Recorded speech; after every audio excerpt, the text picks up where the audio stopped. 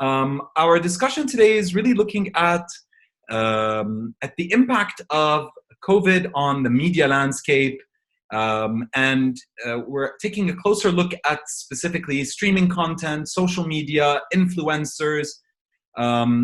Today, we're seeing a huge increase in appetite for media, but there are still a lot of challenges in the industry, and of course, lots of shifts that are going on as a result of people being on lockdown. Just to introduce our panelists, a pleasure to have with us Jason Monteiro, the director of Shahid at MBC Group, their video on demand solution. Jason, welcome. Thank you. Thanks for having me. We have Abed, Agha, the CEO of Vinelab. Welcome, Abed. Thank you, Omar. And Elie Abou Saleh, VP for GCC at Anghami. Thank you, Omar. Great to have you guys with us. And let's dive right in. I guess our intuition is that people are consuming a lot more content while they're on lockdown. I think because a lot of us are individually doing so. But we'd love to concretize this for our listeners.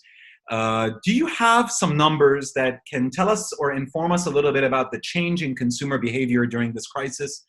Whether it's about the duration, frequency, the types of content, even the variety of content, how are people behaving differently in terms of how they're consuming? And maybe we'll start with you, Jason, and we'll move to Elie from there, starting with kind of streaming content services. Sure. Look, once again, thank you for having me, and a big hello to all of our attendees joining the call. So your intuition is correct. At an aggregate level, definitely the total consumption has increased and increased quite dramatically. However, when you sort of cut that down to pockets of users, we find that actually, whilst there are a lot more users using, for example, a service like Shahid, so pre-COVID versus post-COVID, we've seen our users increase just in the space of 4 weeks by 30%.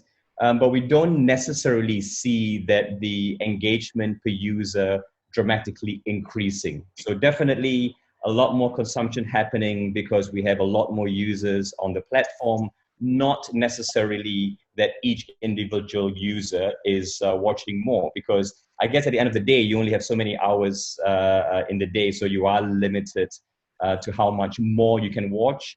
But definitely more users watching.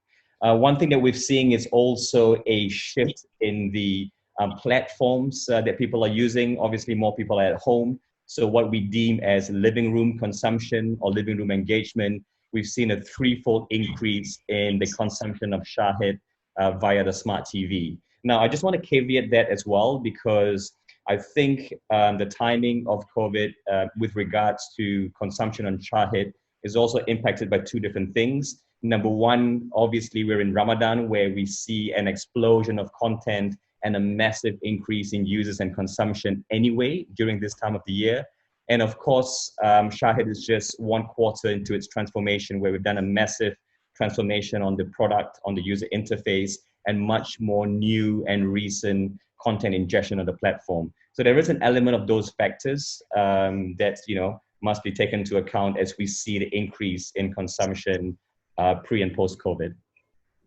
Do you see any shifts? Just as a quick follow-up question, do you see any shift in the type of content? Are people displaying more openness to discovery, for example, or are they looking for more documentary, informative content? Anything on that type of content that you're seeing? Not necessarily. And look, also want to be transparent, whereby content consumption on your platform is a bit of a self-fulfilling prophecy, because the content consumption shifts will only be based on what's on your catalog or what you have changed on the catalog. So yes, for example, we've seen an increase in kids content. We've seen an increase in Western content. We've seen an increase in short form consumption. But at the same time, these are also content type that we've introduced into the platform. So we're now doing much more short form originals. We've signed a landmark deal with Disney, where we have a lot more Disney and Pixar and kids content on the platform. So yes, we are seeing more consumption in kids content. We are seeing more consumption in short form content. We are seeing more engagement for users that are watching on a smart TV to more episodic content. But like I said, it's also because we've started to introduce new forms of content types as part of the Shahid relaunch. Great, thank you, Jason. Elie, are you seeing similar kinds of trends at Anghami? Where more uptick? What kinds of content consumption is changing? Would love to hear any trends that you're seeing on the platform. Sure. So also if we zoom out and look at it, we're also seeing a growing consumption pattern across the platform. But that actually also went through phases and through moments, how we like to describe it on our side, because we believe there are different moments for when you consume music, right? So it fits into different parts of the day. And as we adapted to new norms, some parts of our days, we just had to let them go, especially when the curfew started taking place, for example, like driving as an activity. So as driving consumption within the car started dropping, eventually we started noticing an increase on other platforms per se, and other ways of consumption. To mention just a few, we've seen around a 30% increase around the consumption of Anghami on smart TV and TV apps. We've seen a growing 25% on average usage as well on desktop. So we've shifted from a high condensed mobile usage into a more across platforms type of usage. And the other part that was interesting on our side of the business as well is how people shifted their habits from the time they start consuming specific pieces of content. So let me elaborate on this further. Normally in the morning, people used to play their morning music around 8 a.m. That shifted a bit later toward the 10 a.m. So people are slightly sleeping a bit more, and they're clearly staying out longer, staying in longer in this situation. And it wasn't just them. We've even seen kids' content being played at late hours of the night, which was not the norm that we used to have before. People are also working out at later hours of the day. And what was also interesting for us was to notice a growth in consumption around our cooking playlists. So we've always had cooking content on Anghami from an audio type of experience. And now with more people actually cooking at home, we've seen a rush on demand around that to complement that particular experience. So that describes slightly the shift in behavior, as well as the shift in content being consumed, as well as the devices that are being accessed to be able to experience that audio in different manners. Very interesting, Elie. Abed, would love to get your thoughts on this, and also how you see this comparing out with social media usage. Are we seeing a lot of increase on social? Are we seeing any shifting trends in social consumption as well? And just before I hand this over to you, I see already that we're starting to get some questions on the Q&A. So if you'd like to ask a question, please use the Q&A feature. I'll be monitoring the questions and trying to integrate them into the discussion. And we will also be doing a couple of polls throughout. Hopefully the technology for that will work to get your thoughts as our audience on this topic. So Abed, any insights that you can give us on shifting consumer behavior as well? Absolutely. So given we're looking at social, and social has the dimension of creation as well, versus OTT that has more of a curation element, I'm going to add the dimension of creation in terms of numbers as well. So postings overall by humanity, and when I say humanity, it's anyone that has a community of 3,000 followers plus, we've noticed that their posting activity has increased by 4% post-COVID. And most certainly on formats, we've seen their creation of videos to be increased by 11%. Given influencers, and when I say influencer, we personally consider everyone having an influence. There's a certain hierarchy. So you differentiate between those celebrities and then the macro ones and the mid-level ones and the micro ones. There's also some interesting insights to share here. From a creation perspective, macro influencers, which we consider up to about 3 million followers, have increased their posting activity by 25% post-COVID and during COVID. And interestingly enough, celebrities, which happen to be, with a community of above 3 million followers, have decreased their posting activity by 40%. It's an interesting insight, despite the fact that their viewership percentage, they've been viewed more than double the times by their fans. Their posting activity has decreased. It could be mainly driven by the fact that a lot of these celebrities are actors themselves. So they probably would have posted less content, mainly to drive some of their series that they're participating in Ramadan. So that can explain that those insights. From a viewership perspective, as I mentioned earlier, celebrities' viewership had doubled. When we look at, oh, here we go, video is working. Yes. Hello, everybody. Hello, everyone. Good work, team. Thank you. Thank you. And thank you for your patience, audience and speakers, and nice to see your lovely faces. Although I think I'm the only one sporting a still uncut hair from COVID. Yeah, we got it. That's why I'm wearing a cap, mate. Okay, awesome. Well, I was looking for something, but it wasn't going to work out with my shirt, so... Omar, we have a podcast that can guide you step by step. I'll send you that by the end of the call. Okay, awesome. Abed, sorry we interrupted you, please. Sure. So we look at the views from macro influencers, anyone that has less than 3 million followers, to be actually doubled as well, which is also an interesting insight. So meaning consumers are shifting towards knowing what the idols of our world are actually doing. Views overall on video from creators across the whole regions has increased by 20% post-COVID.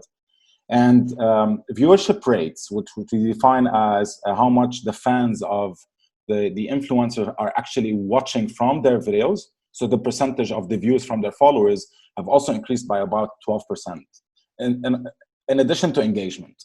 So obviously people have more time on their hands, right? And in times like these, people want to trust people more and more. The fact that social happens to be a lot more democratized than the OTT platforms. It's not curated. It's a total creation of free speech, of people creating, content from different communities and different dimensions. It's a testimony that there are certain trends shifting on social to people trusting people more. And that has a lot of dimensions that we're probably going to cover a little bit later in our talk. Okay. Very interesting. Trusting people more, I wonder if that's changing the type of people that people are engaging with, right? There's a talk about a return to science and people trusting authority in this challenging environment. Do you see any of that shift where those people who are kind of more experts, more thought leadership content, as opposed to more entertainment or amusement? I think it's going to be an explosion of a lot of things, right? But certainly there will be a need for more authenticity and more expertise. So I do agree with you. Thought leadership should come to life more and more. People are seeing the value, or brands are seeing also the value from people communicating on their behalf. Every conversation we're having with brands is a testimony of that. So that's surely going to be calling for more human-facing communication versus brand-facing communication. Why? Because at the end of the day, people want to hear from people because there's a need to connect. Speaking of science, that's quite a complicated topic.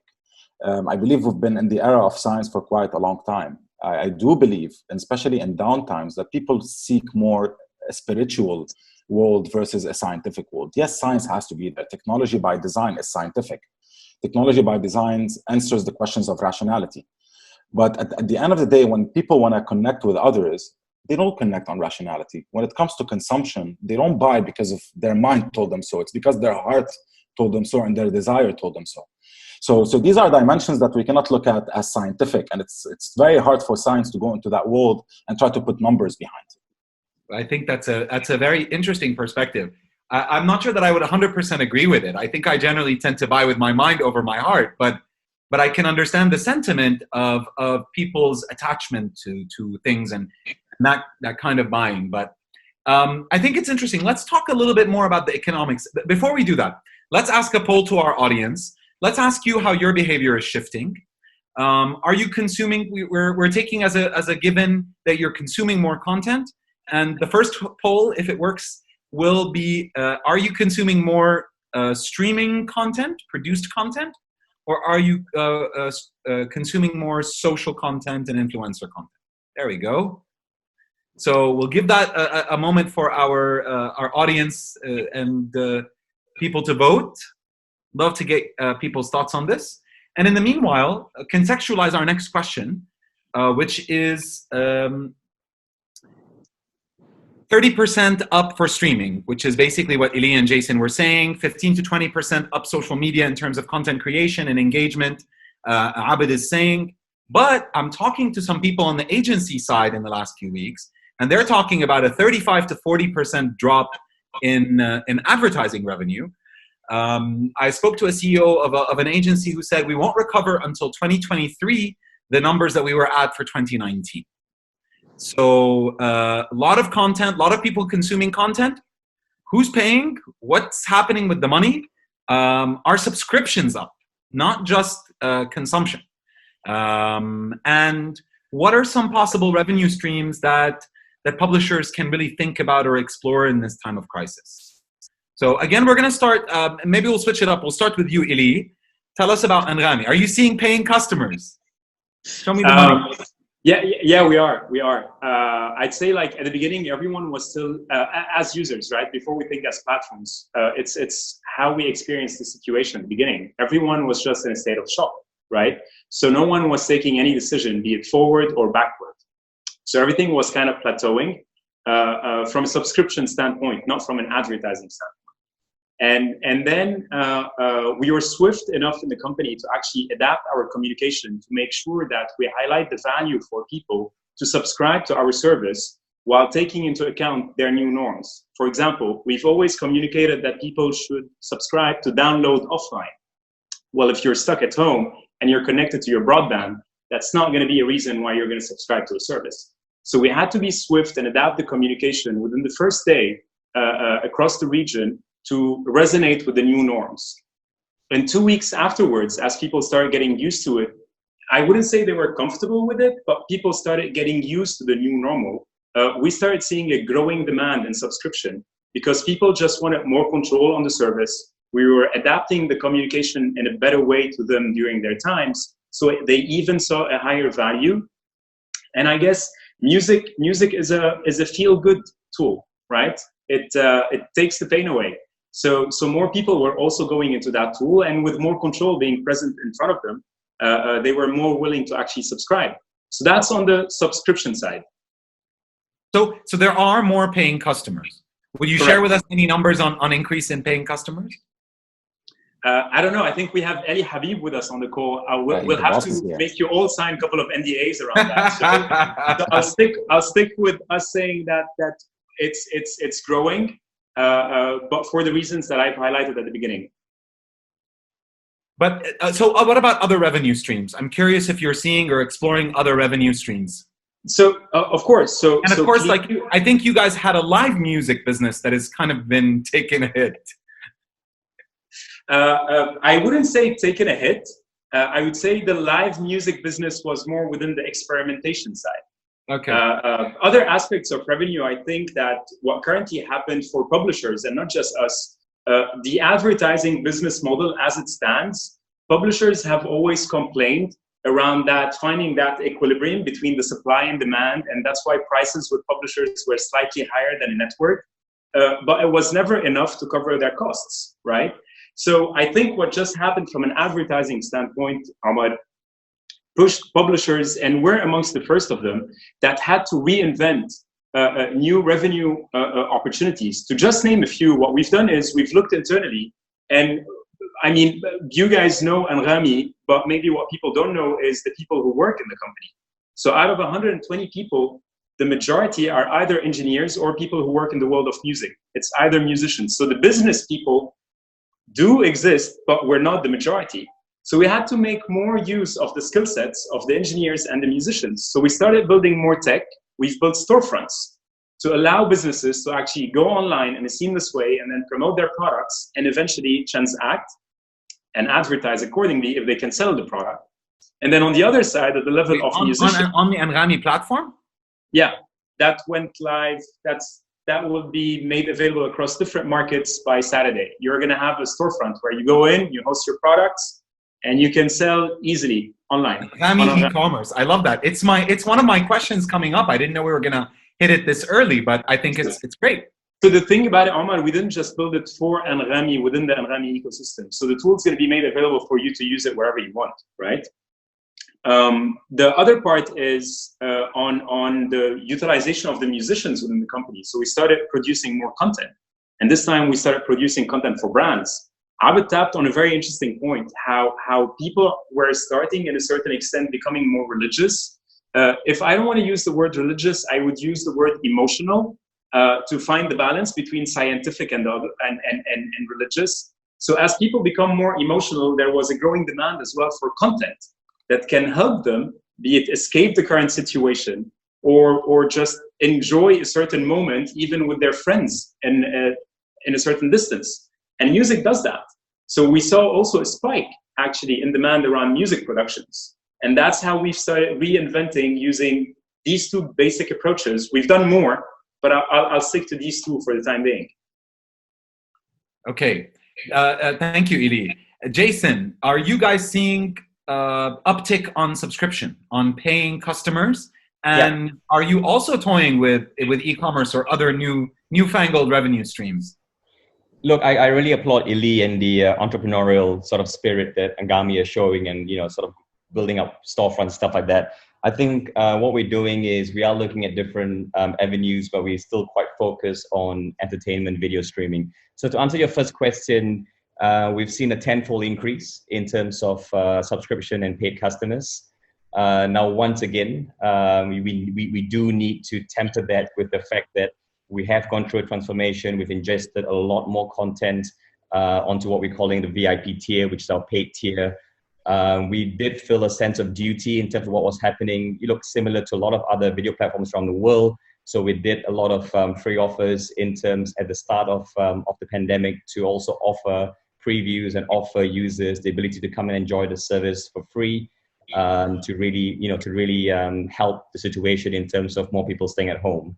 But even in saying that, definitely a lot of that and the vast majority of that have converted into paying subs. So I won't steal the thunder away from NBC and my colleagues, but you'll likely see quite a big release coming out at the back end of Ramadan, where we'll start to share some numbers officially on the growth of our subscription business. To echo Elie's point, in terms of looking at other ways on our advertising business or on the free tier to try and suit in terms of what's happening now. So people are talking about less budgets. People are talking about different ways of telling the story. So two things that we've done to try and address sort of the changing or some of the tightening, if you like, on the advertising side is we've introduced new formats. So if we introduce non-video or non-in-stream formats, like native formats on the platform. So, it's not quite as expensive, it's not quite as creative, heavy to produce video advertising. So you can now also do sort of banner advertising, and you can also do, let's say, less heavy advertising on Shahid. So also allowing more flexibility and allowing you to, create your ads much quicker and also hit all of the users on our platform. The second thing we've done also is from a content creation point of view. So, one big revenue stream for us is in branded integration. So brand integration usually is on our long form integrations. We take a long time. But looking at the challenges that some of our productions were facing, we started to produce sort of in-studio or even in-garage short-form content. And short-form content allowed advertisers to come and have product placements and brand integrations in a much quicker and in a much more economical way as well. So yes, new revenue streams and advertising, but still within video advertising. And definitely we have done some rebalancing on the service and on the content lineup to maximize the user economics. That has also helped fuel the increase in the paid subscription area. I love the terms you used here. You've worked on the content to increase user economics. It's simple, right? You're seeing let's say a 30% drop in advertising. You're seeing an increase in paid subscriptions. So how do you just maximize using our main asset, which is content, to try and get the most value out of our service for our shareholders? Beautiful, beautiful. Thank you for that. And I think there's a lot of questions about content that are coming in from our viewers. and about live events and activities. We're going to get back to both of these. I want to turn this, can we see the answers to the previous poll, Jad? Let's see if we can get and see an understanding, because I'm going to ask the next poll also coming up shortly.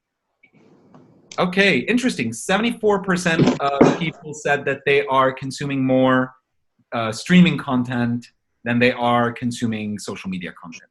So that's interesting to see.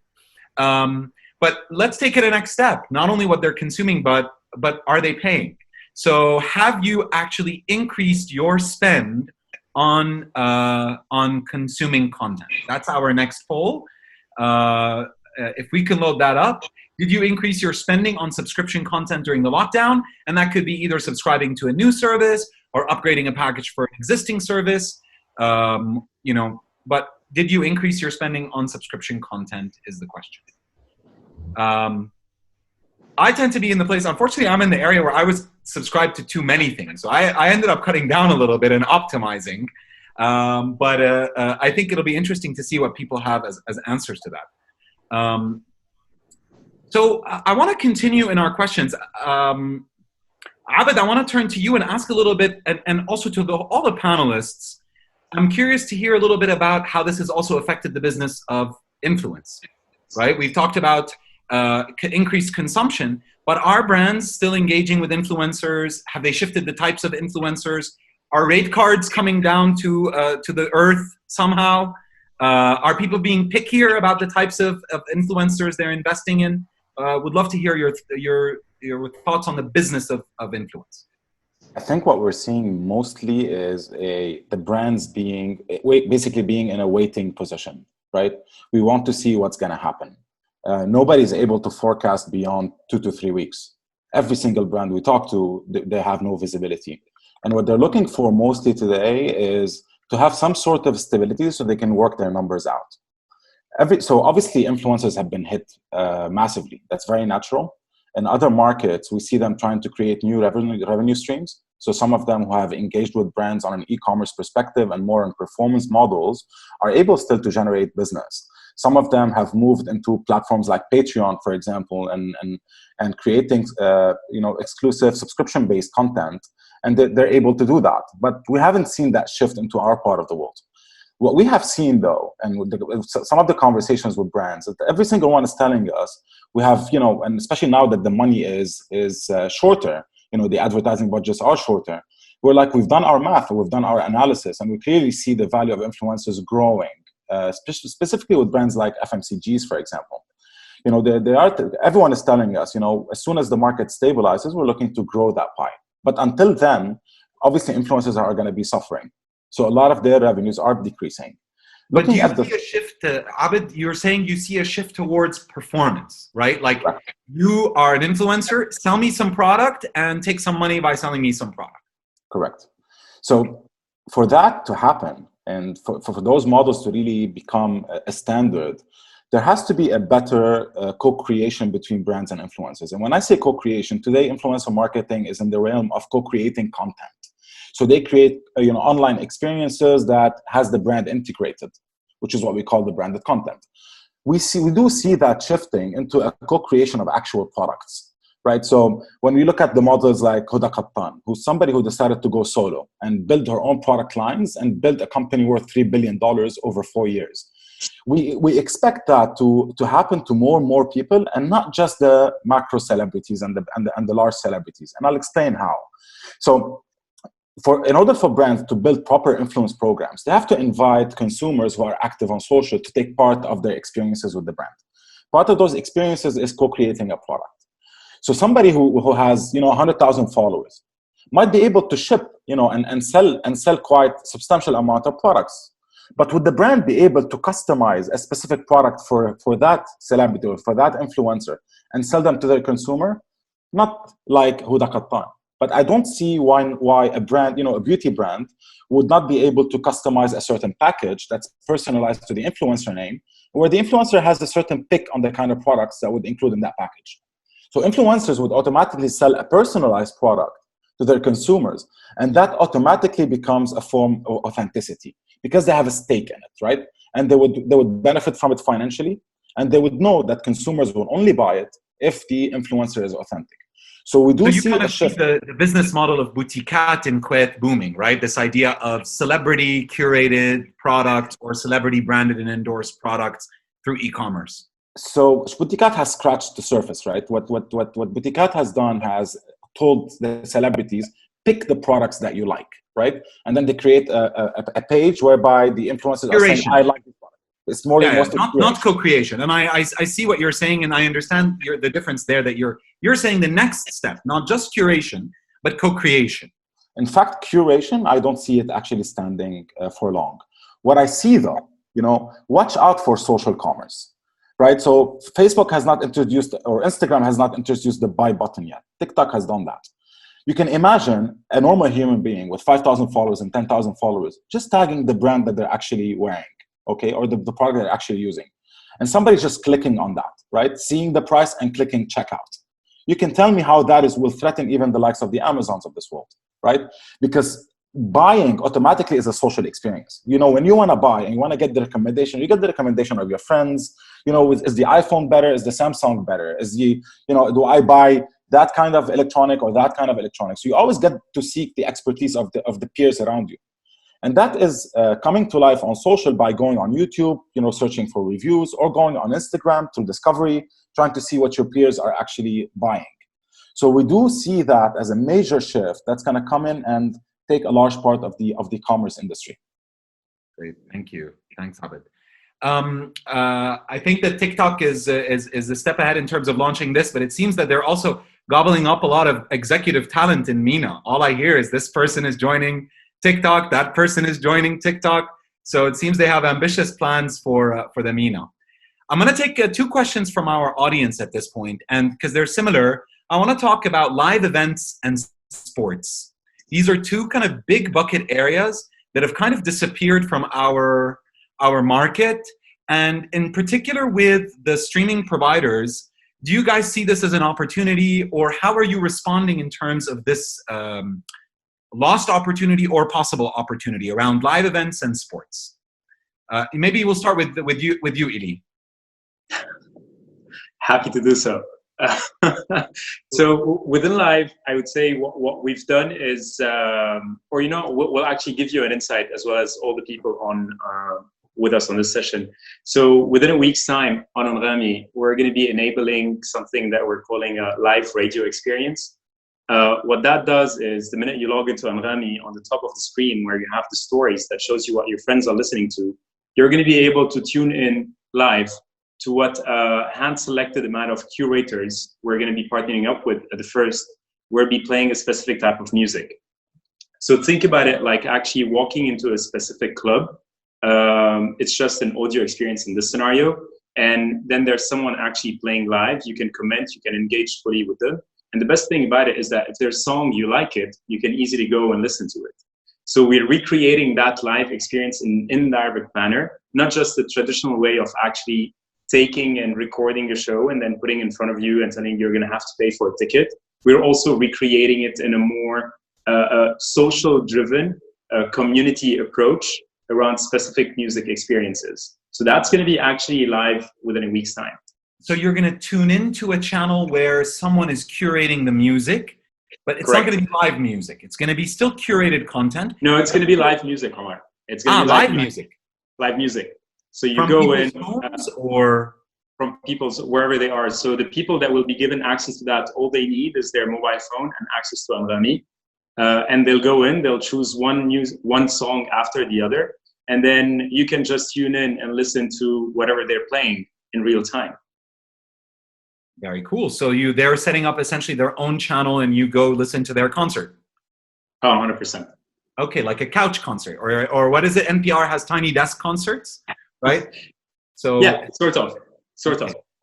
Interesting. Jason, what is Shahid doing in this space? Are you looking at this as an opportunity, or curious to hear your thoughts? Yeah, look, we are super excited about live and what live can do for the platform and also the demand of live for the audiences. I think we see live TV as 2 different facets. Number one is simply linear watching or always on watching, where now you can get all of the live TV channels of NBC on Shahid. We recently launched Space Tune, which I understand is a a very highly watched channel, especially for kids in the region. And hopefully you'll start to see more of even non-NBC live channels start to appear on Shahid. And with that will come a whole bunch of different innovation around voting, interactivity, and a whole bunch of advertising opportunities as well. On live events, which I think is what the question is asking, on live events such as sports, for example, absolutely. I think, me personally, so it's my opinion, not necessarily a Shahid opinion, definitely live sports, for example, plays a huge role in terms of completing a video platform's offering to audiences. When you think about sports like football, which is hugely fanatical in the region, definitely we see an opportunity in that. Some of you may not realize, but we have been actually live streaming Formula One. That's partly because we have the overflow of rights from NBC. And we were going to do something really cool for the Australian GP this year. Unfortunately, it was cancelled because of COVID, where at the same time of live streaming in Formula One, we also had a live stream within the cockpit of Lewis Hamilton's car. So there was a live stream within the cockpit. And once again, you can do that with digital, where you can bring just different angles, different interactivity of live content to the platform. So personal opinion is live event streaming is definitely something that a platform should do. There's definitely aspirations for us to want to do that. But at the same time, live sports, for example, the rights for those can be very expensive. So it's a matter of getting the right balance of the costs of bringing that content and, whether we can make it work profitably as well. Very interesting. Well, I think it's interesting because a lot of the stuff we're talking about is, and it's amazing to see how quickly you guys have responded to the situation in terms of innovating new directions, services for whether consumers or support for the advertisers, like you're talking about, Jason, and of course the engagement that is going on with the influencers. So, but a lot of what we were talking about, it has been kind of short-term in nature. I'm curious if we can take a longer view now and we think about how this will change the landscape of the industry, right? One question here that I have from our audience is has Shahid succeeded in getting subscribers to continue their subscription outside of Ramadan? I don't want to ask that specific question, although you can address it. Not that I don't want to ask it, but more broadly, I think the question is, are we seeing a temporary bump in numbers? Are we seeing a fundamental shift in behavior? And that's one on the behavior side. And on the other side, maybe, how do we see the structure maybe of the industry changing? Are we going to expect to see budgets recover? When? How? Are there going to be fundamental shifts in the budgets and the way that they're spent? Or even in the players that are there? Do we expect to see consolidation in the market? There's a lot of streaming players today. They started as a few, and then now there's at least 3 or 4 music services, Deezer, Spotify. Of course, Anghami is our local solution and our regional success story. But do we expect to see some consolidation there? So it's a really broad question. We can tackle it in all sorts of ways: consumer behavior, change in advertiser behavior and budgets, and change in industry structure consolidation. That's a big chunk, but it's all about the future. Who wants to go first? I won't assign someone this time.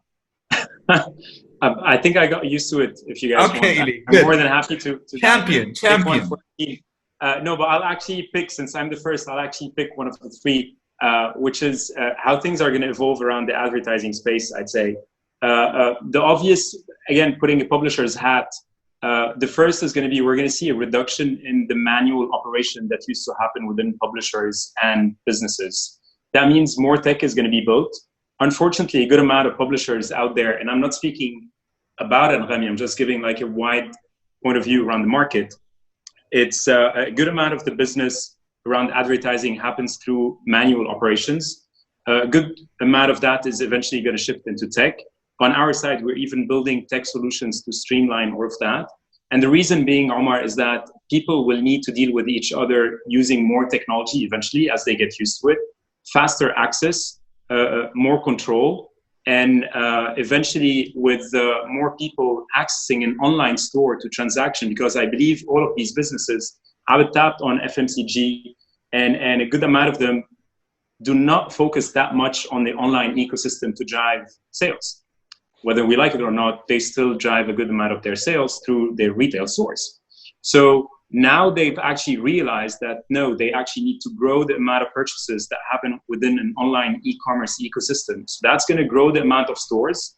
Hence why we thought of actually giving them that flexibility at the beginning, because if they can sell their product online, then eventually they're gonna advertise. But if they can't sell, they're not gonna advertise. So providing that full supply chain while also enabling the tools to allow them to have a full control. And what's performance? Performance at the end of the day is giving them visibility on reporting, right? If I can see that I spent something here that led to a certain purchase, then I'm happy about it. And this is what a performance product actually does, right? It gives you visibility across the whole funnel. So with the right tools and the solution to enable easier access for entry to sell online, and eventually using the tools to have control and finally having visibility, that's what's going to grow on demand. That's why e-commerce is just going to grow even further. That's why brands are going to drive more a bit towards that performance-driven approach and mindset. That's on the advertising space. And the last one to me on advertising is, I believe we're going to reprioritize again the value of creative. Creative artwork and advertising has long been, I'm not going to say forgotten, I would say deprioritized. And a good amount of it is because how we've been educating the market only around data and performance, that we forget at the end of the day that we're actually human beings. And ever since we're born around stories. And this is why advertising existed in the first place. I mean, since you're home, I would recommend you watch Mad Men. They mentioned that in the first episode of that series. Why do you advertise? It's to tell a story. And today we're in a place whereby brands have forgotten that sense of humanity. A good amount of them, and we've experienced it hands-on during this situation, they did not know how to communicate. They do not know what to sell and how to say it. So bringing that creative element again is going to be crucial to our industry. How we do it, with whom do we do it, and how do we roll it out? These can all be figured out, but just being part of an advertising space in an entertainment company, I see it as a blessing to actually bring that value back on the table, because that's fun. That's what moves people. I think I'm hearing about Abed's emotional attachment to purchases. I'm talking about Elie's storytelling, and yet all I hear from customers is, I want to move products, and I just want to sell more stuff. So I think it's interesting to hear, and that was going to be one of my last question was going to be about this tension between data and creative. But I'll leave that for a little later. Are we going to see consolidation in the music space? I think we're going to see consolidation across the world, across several verticals. From where we stand, I can speak at the level where we are at Anghami. I think with the right leadership in place and the right team, we've always advocated on the people at Anghami, and it's the people in this company that makes Anghami who we are today. We've been through several tough times across the past 7 years. I mean, yourself, you're close to the company. It's not always ups. We've been through lots of ups and downs. And to us today, we're accustomed to building strategies within a world in chaos. And we've adapted. We just have to keep going. You're ideally suited for this chaotic world that we are in right now then. I think all tech companies are, because the tech world moves very fast, right? So only the paranoid survive, right? So you got to keep innovating. In a world of tech, that's how you live, day in, day out. And it's quite the same now. You just have to shift some of the original plans that you had. Jason, tell us about, what do you see as short-term changes in behavior? Are you going to be able to sell Shahid more than just in Ramadan, as our question is asking? Or do we see a longer-term shift in consumption? And also, do you see consolidation in the streaming video space? Okay, look, I'll spend more time on the subscription side of our business, because I see a lot of the questions on the from the attendees focus around. Yes, there are a lot of very specific questions, which is why I'm having a hard time addressing them. No worries, no worries. Kind of a broad, general. I'm really happy. Great to see the engagement and the interest on our VIP service. So more than happy to sort of tackle the questions. So look, I think what COVID has done is just accelerated trends that was happening around the world and accelerating trends that were going to happen in this region anyway. So I think trends of premium video watching onto digital platforms were happening anyway. I think trends of customers really understanding the value of rich content, understanding the value of premium content, and seeing the value of paying for content like that was going to happen anyway. This has just accelerated, that particular wave, if you like. Look, obviously, all of us at Shahid, we dream that this is not just a short-term bump. We dream that this is going to have a net positive, even though we do expect to lose some customers after the Ramadan hype, maybe even after things recover. But we'd like to think that the net positive of that is going to be higher than the trends that we saw before. So me personally, looking at what's happening around the world, but more importantly, looking at other emerging markets, right? So we spend a lot of time talking with industry peers in Southeast Asia, in China, and in India, and they are seeing the same thing, right? So it's not that MENA is an emerging market and piracy is really big only in this part of the world, and it's not that propensity to pay is not only low in this part of the world. I mean, those kind of factors, even though it is different in other regions, are also happening in other emerging markets. But yet the trends of payment, the trends of paying for valuable and appreciated content on a platform that is world-class is actually happening. So my personal belief is COVID has accelerated that particular trend. And in a way, it's created a bit of a perfect storm because it also happened in the peak usage of the year. And I think the fact that we have less content supply now because content productions are somehow impacted, but we are seeing a much higher subscription and uptake on our VIP service. So let's see. Look, that's our dream. We are continuing to have a very rich content lineup even throughout the summer. We're continuing to acquire and to find different ways of production on short form and long form originals. And we'll continue to tell the story and bring differentiated, edgy, pushing the boundaries, premium video content, Arabic video content that I believe the region is hungry for. So let's see. I mean, if I could predict the future, I'll be a very rich man. But our belief is it has accelerated, and our belief is retention will be higher than what a lot of people expect. So you talked about looking at other markets, Jason. Other markets, are we seeing consolidation in other markets? And definitely. I mean, yeah. I'm like, the truth is I talk to people and everybody smells blood in the water. There's not enough money to go around and everybody expects there to be some mergers. So, yeah, so once again, this is my personal opinion. Yes, and similar to what Elie has said, consolidation will happen. Consolidation will happen when you have duplication in terms of the audience and the segments that you're after, because the profit pool or the revenue you can make is only so much, right? I think consolidation will not happen when the players are after differentiated or segregated segments, right? So, for example, we've already seen liquidation of services in Southeast Asia. Hook was an extremely big service backed by Sony Pictures, backed by Warner Brothers, backed by Singtel, which is the biggest telecommunications provider in that region. And, they've announced a liquidation, for example, right? Because the segment that they were going after, they were pretty much trying to go up against the big boys like Amazon and like Netflix.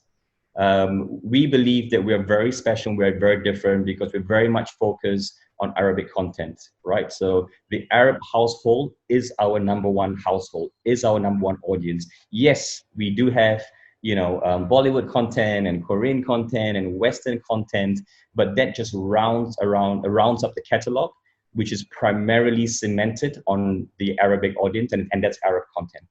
So, so I think we will see consolidation, but we'll see consolidation with education on the customers that the players are going after.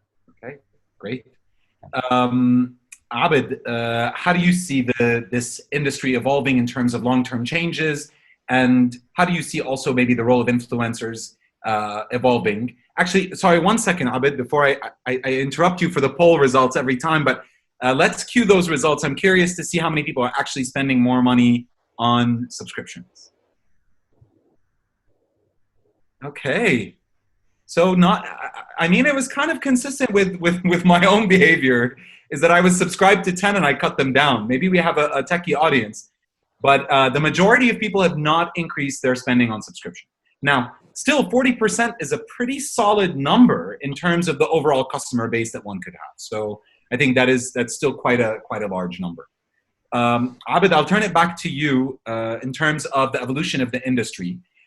Jason, if you'd like to answer any of these questions, I think you can type in an answer directly. Okay, cool. I didn't want to be rude, so yeah, if you don't mind. No, it's fine. Just because we're getting to the end of our session, we're not going to be able to answer them. So I'll give you license to do that while we listen into Abed's perspective on the evolution of the industry.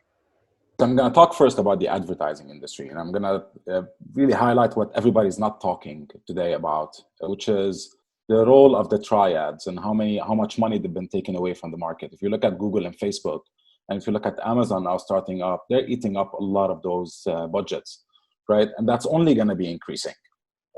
So nobody has been talking about this. I mean, Anghami is probably not going to talk about that. Shahid is probably not going to talk about that. No, TikTok probably is not going to talk about that. 2 out of every $3. Huh? 2 out of every $3, right? Absolutely. So and I do expect that to increase more and more. Now, looking at social in specific, right? Today, social is not equitable. We're looking at a company like Facebook making $60 billion. Tell me how much money they've been paying people who have been creating the energy on the networks, right? You look at a company like YouTube, who basically spends half their revenues for creators, right? So, you know, if you're a creator on YouTube and you're generating a lot of viewership and engagement, there's pre-rolls that play on your content and you're generating income. Where's Facebook from that story? They're not there, right? So we do expect that to happen more and more. So we do see money from that industry, in the advertising industry, taken away from social, and within social going more to the social side, which is the people side. So that's one trend that I see happening more.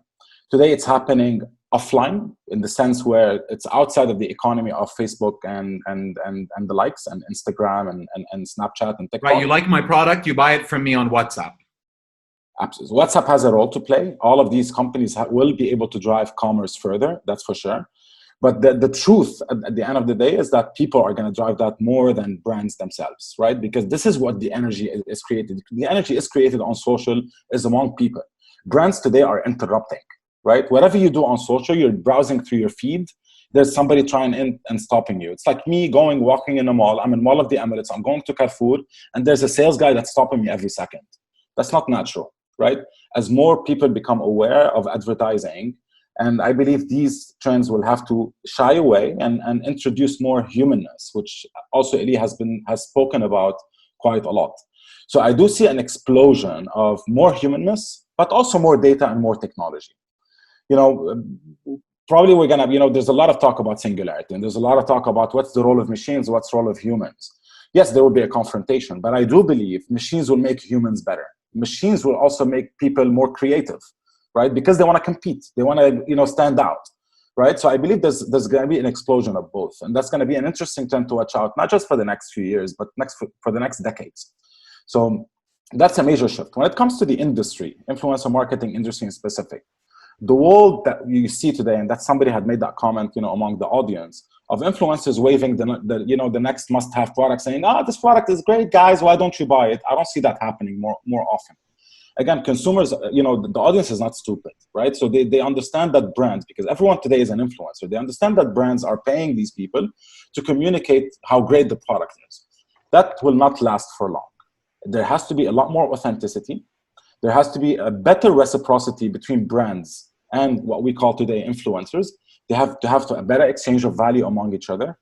The brands have to play a role in building the celebrities. If we go back in the history of Hollywood, brands were always at the forefront of building the celebrities, really enabling for them, you know, to get a lot of the PR stories happening. So brands were always the resources behind them. That will never change, and that will actually get far more democratic, where it will not be restricted to the celebrities, but it will go and, you know, across everyone. To a point, and I'm going to take it much, much further in terms of discussion and say, influencer marketing is part of the future of work. where humans utilize machines, utilize socials, utilize their energy to generate income from these networks. And so that we expect more and more of that to happen. There's everyone is an entrepreneur today, right? It's just from the simple fact that you have a mobile phone, you're able to create. Some people create coding, some people create content, some people create products. So there's a lot more explosion of the democratization of really everything around us, to really go into the average Joe sitting behind, in his garage and generating income. So influencer marketing is just an aspect of that. And we're going to see that, coming to life more and more. Looking at the adoption of technologies, one of the things, the trends that we see today is that brands are outsourcing the relationships of the influencers to agencies, like their regular agencies, media or creative, and sometimes the PR agency, or sometimes for influencer-focused agencies. We see that shifting, whereby brands will handle those relationships direct and adopt technologies in-house that will allow them to rationalize all of that. Because today it's not rational. They would go pay an influencer, $10,000 without even knowing why it's worth $10,000. It does not follow the social economy by design. If we want to follow the social economy today, advertising is based on CPMs and CPVs and CPEs. So if you want to compute how much worth of an influencer, you have to look at those metrics. Today, advertising rates have dropped on social, right? Because there are less advertisers. Naturally, influencer rates should drop accordingly because that's the same economy. So going back, so we see brands bringing in those relationships direct, because at the end of the day, influencer marketing is a relationship business. It's about having those close relationships with people, aligning the values together. What are you interested in, Mr. Influencer or Mrs. Influencer? Where do you want to go? My role as a brand is to give you resources to get there. And your role is to help me also ship my product and bring my values to life among your communities. I love that. And I think fundamentally, I agree with you deeply on this idea that today we're moving towards the individual as the site of content creation and commerce. And I think those players, whether we're taking recommendations for what to hear, what to eat, how to engage, I think that the individual is becoming more and more important. I'm going to wrap up, gentlemen. I'm going to ask one last fun question. I think we talked a lot about humanness and machines on the session throughout. Just a last fun question, since you're all content guys. What is an awesome piece of content that you're loving these days? And if it's about the future, even better, right? If it's something fun and futuristic. If you want, there are two of them. I'm watching Upload, which is, I think it's on Amazon, and that's about singularity and people being uploaded after they die into a kind of virtual heaven. But then there's also Tales from the Loop, which is very, very dark, like Black Mirror, very dystopian future content. Abed, what are you watching or consuming these days in quarantine? Give us a favorite so that we can go and enjoy it after this. Well, unfortunately, I'm gonna have to disappoint you. I felt like an outsider for a second when everybody's talking about streaming platform. I've been listening to less music and I've been watching less movies and less series. I've watched probably more of that before COVID. Simply, when you have a lot of transformation happening around you, there's a lot of transformation that's also within the companies that you work in and within yourself as an individual. So I've been quite busy with that. Unfortunately, for the audience, I can't recommend anything, but it's very fortunate for me. Well, I'm glad. It sounds like you're on a spiritual journey then. Elie, you're going to give us some music. Tell us what is something great on your playlist?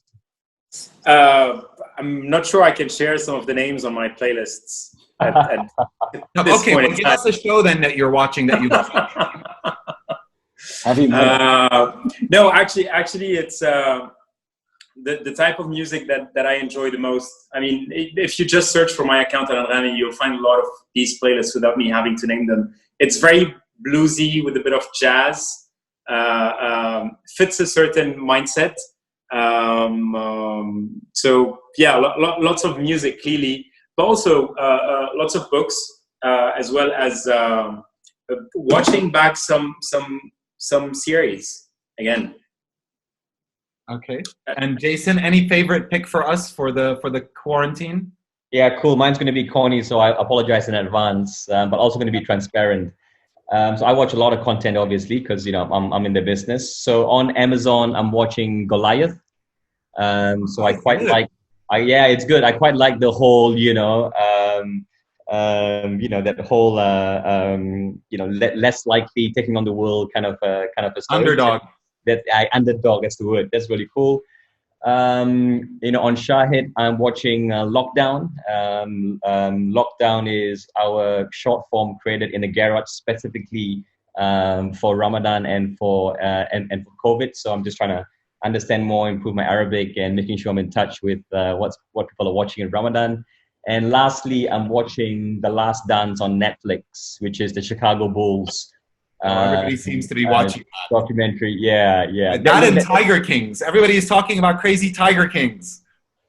So, yeah, no, I watched one episode of that, but I don't know, it wasn't doing it for me. Well, Jason, thank you for that. Gentlemen, thank you so much for taking the time. It's been very fun, refreshing, and super insightful. Thank you for also your willingness to share numbers and talk about the future, whether it be hearts or minds. And hope you all stay safe, and we'll look forward to catching up again soon. Cool. Thank you, everyone. To our audience. Thanks to the audience. Thanks for having us. Thank you. Good night. Bye-bye.